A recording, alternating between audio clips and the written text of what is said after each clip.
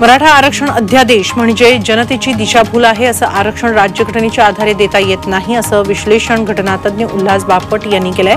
तसंच 50% आरक्षण सामोपचाराने वाटून घेतलं पाहिजे असा मुद्दाही त्यांनी मांडला।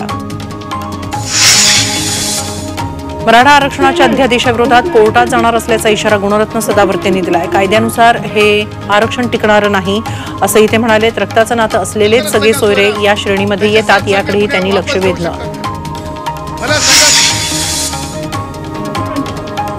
मराठा आंदोलकांवरील गुन्हे मागे घेण्याच्या मुद्द्यावरून आता वादाला तोंड फुटले। महाराष्ट्रासह अंतरवाली सराटीतील मराठा आंदोलकांवरील गुन्हे मागे घेण्याच्या निर्णयाची अंमलबजावणी सरकार करणार असल्याचं मुख्यमंत्री एकनाथ शिंदे म्हणाले। तर यातून चुकीचा पायंडा पडेल असं म्हणत भुजबळांनी विरोध दर्शवलाय।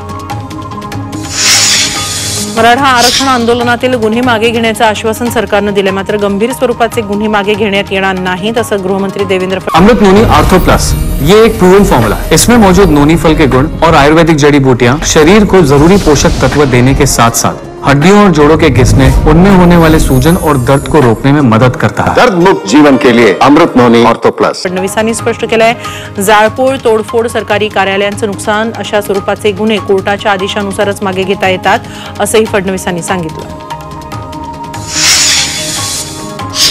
मुख्यमंत्री एकनाथ शिंदे यांनी मराठा आरक्षण देण्याबाबत घेतलेली शपथ खरी करून दाखवली असं उपमुख्यमंत्री अजित पवारांनी म्हटलंय।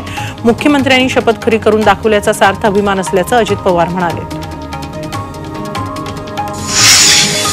नेमकं कोणाचं आरक्षण काढून कोणाला दिलं किंवा आरक्षण नेमकं कोणाला किती मिळेल, ओबीसी समाजाला फसवलं की मराठा समाजाला फसवलं असे सवाल काँग्रेस प्रदेशाध्यक्ष नाना पटोलेंनी उपस्थित केले। तसंच ऐतिहासिक निर्णय घेताना दोन्ही उपमुख्यमंत्री का नव्हते असा सवालही त्यांनी केला। सरकारी अध्यादेश हा मराठा समाजाची शुद्ध फसवणूक असल्याची प्रतिक्रिया राष्ट्रवादीचे नेते एकनाथ खडसेंनी दिली। रक्ताच्या नात्याचा संबंध असल्याशिवाय दाखला न देण्याच्या मागासवर्गीय आयोगाच्या सूचना आहेत। कायद्यात तशी तरतूद आहे। तसंच सगळे सोयरेची व्याख्या स्पष्ट नमूद केलेली नसल्यानं प्रमाणपत्र मिळणं अवघड असल्याचं खडसे म्हणाले।